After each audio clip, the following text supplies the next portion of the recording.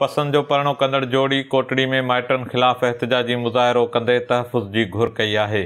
टंडो मोहम्मद ख़ान जे ॻोठु मलूक शाह मां मुबैना तौरु अगवा ॼाणायल नारी उजाला शाह नौजवान शाहज़ेब मल्लाह सां पसंद जो परिणो करे छॾियो। पसंद जो परिणो कंदड़ नारी उजाला शाह पंहिंजे मुड़ुसु नौजवान शाहज़ेब मल्लाह सां गॾु कोटड़ी में सहाफ़िन आॾो एहतिजाज कंदे चयो आहे त खेसि कंहिं बि अगवा नाहे कयो, पर हुन पंहिंजे मर्ज़ी ऐं रज़ा ख़ुशी सां नौजवान शाहज़ेब मल्लाह सां पसंद जी शादी कई आहे। हुन चयो त पसंद जो परिणो करण बैदि संदसि घरवारा ऐं मल्लाह बिरादरी जे माण्हुनि पारां खेनि मौतमार धमकियूं ॾिनियूं पियूं वञनि, जंहिंजे करे हू सख़्तु ख़ौफ़ वारी ज़िंदगी गुज़ारण ते मजबूर आहिनि। नारी उजाला शाह सहाफ़िन आॾो एहतिजाज कंदे इल्ज़ाम हयो आहे त नौजवान शाहज़ेब मल्लाह सां अदालत में शादी करण बैदि संदसि वालिद नूर मोहम्मद शाह, मुनवर शाह, हुसैन, आलिम, बाबू मल्लाह ऐं ॿिया संदन जान जा वेरी बणिजी विया आहिनि। हुननि SSP टंडो मोहम्मद ख़ान समेत ॿियनि वसवारनि खां मुतालबो कंदे चयो आहे त संदसि अगवा जो कूड़ो केस ख़तमु करे खेनि तहफ़ुज़ फ़राहम कयो वञे त जीअं हू मर्ज़ी मूजिबि ज़िंदगी गुज़ारे सघनि। इंतहाई अहम ख़बर खां तव्हांखे आगाह कंदा हलूं त पसंद जो परिणो कंदड़ जोड़ी कोटड़ी में माइटनि ख़िलाफ़ एहतिजाज कंदे तहफ़ुज़ जी घुर कई आहे।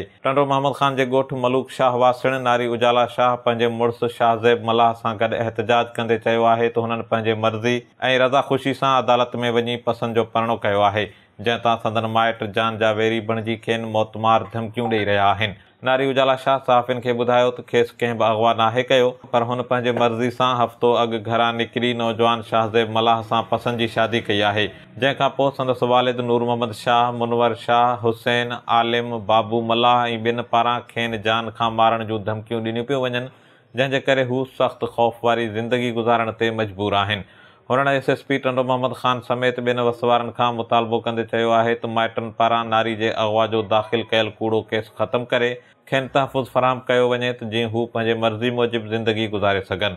HSTV news Kotri. मुंहिंजो नालो उजाला शाह आहे ऐं आउं हैदर शाह ॻोठु टंडो मोहम्मद ख़ान में रहंदड़ आहियां। हींअर शाहज़ेब मल्लाह सां शादी कई आहे ऐं आउं पंहिंजी रज़ामंदी सां हिन सां गॾु आई आहियां ऐं मुंहिंजा माइट मुंहिंजे लाइ ख़तरे वारा आहिनि। बाबू मल्लाह, ख़ालिक मल्लाह, नूर मोहम्मद शाह मुंहिंजो पीउ, मुनवर अली शाह मुंहिंजो मामू, मुर्तज़ा शाह, अली मुस्तफ़ा शाह ऐं आलम शाह, हुसैन शाह ऐं असां ते जान जो ख़तरो आहे ऐं हफ़्ते खां असीं ॿई दरबदर आहियूं। महिरबानी करे असीं अपील था करियूं त असांखे महफ़ूज़ कयो वञे। जी SSP टंडो मोहम्मद ख़ान खां अपील था कयूं त असांखे तहफ़ुज़ कयो वञे।